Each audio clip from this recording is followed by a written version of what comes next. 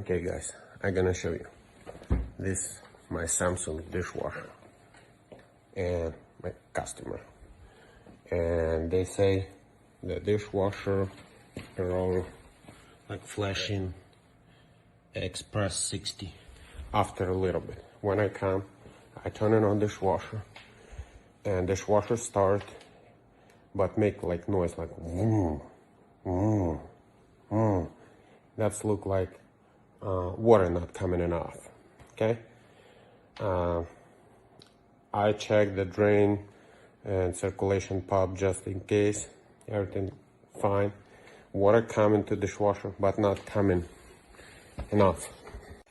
And what I check, I unplug the water valve.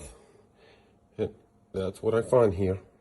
You see some stuff in there, and that's the block, and that's the damage the water valve.